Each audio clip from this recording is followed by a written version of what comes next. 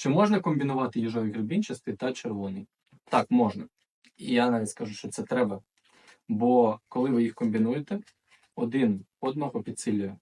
Якщо їжовик вам дає настрій, концентрацію, покращується пам'ять, покращуються ваші процеси у шлунку, у кишечнику, то червоний позбавляє вас від депресії, вирівнює емоційний фон та позбавляє вас від безсоння.